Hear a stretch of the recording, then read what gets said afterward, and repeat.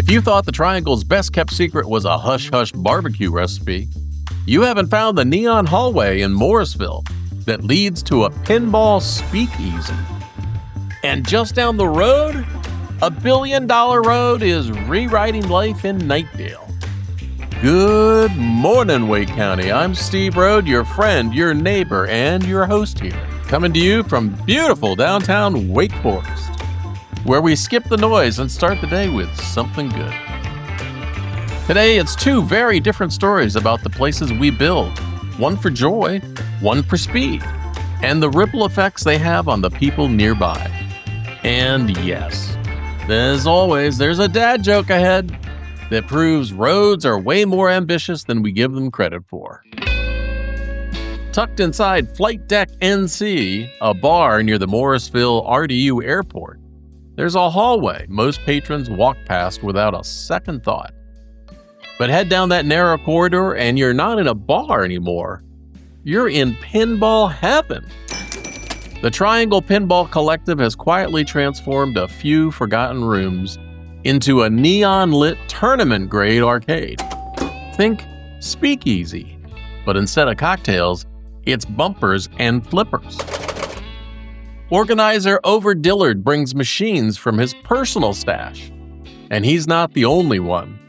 The games here are loaned, loved, and fiercely protected. There's nothing quite like it, he told the News and Observer. The mechanical play, the artwork, and the friendships you pull with people.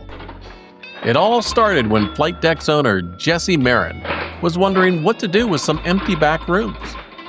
Then pinball enthusiast Jared Langford showed up for a beer. And the next thing Jesse knew, he was building a pinball collective. And they take it seriously. Twitch streamer Cat Lake said most local arcades don't maintain machines well enough for proper play.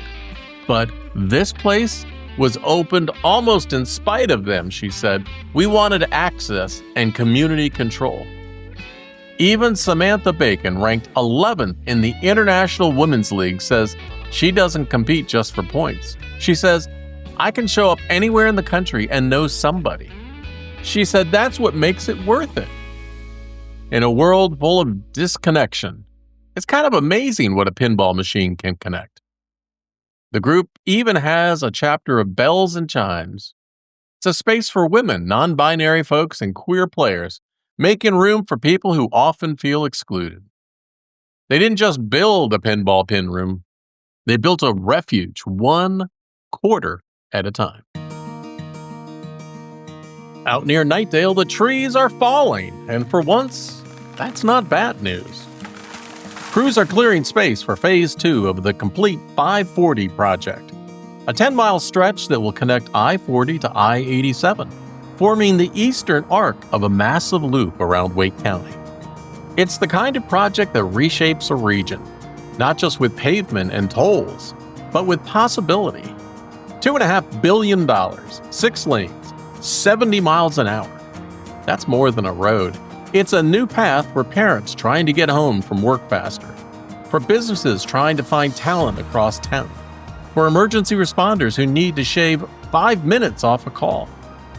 Joel Malazzo of the Regional Transportation Alliance put it this way: it's independence from congestion, and for most of us, that's something worth cheering. But like all progress, this one comes with some trade-offs. Some neighbors on Kemp Drive, where the land clearing is just feet from their backyards, are feeling those trade-offs up close. One man told WRAL News he doesn't expect to move, but he's bracing for more noise and less quiet. Still, if Phase 1 is any guide, there's reason to be hopeful. The previous segment, opened last fall, brought smoother commutes, better business access, and real economic momentum to southern Wake County. It's easy to focus on what's changing, but it's just as important to ask, hey, what might this make possible? It's not just a road, it's a promise that more people might finally get where they're going, a little faster and a little easier. All right, now the moment you've been waiting for. Why did the road get promoted? Because it was always going places. Oh, that was bad. Sorry.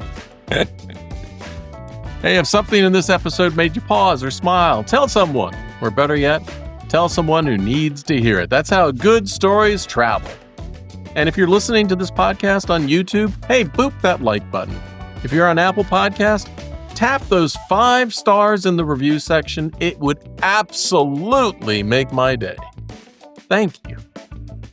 Hey, you want more local discoveries? You can always subscribe, share, or suggest a story at tapyournews.com. Thanks for joining me. I'm Steve, and this was Good Morning, Wake County.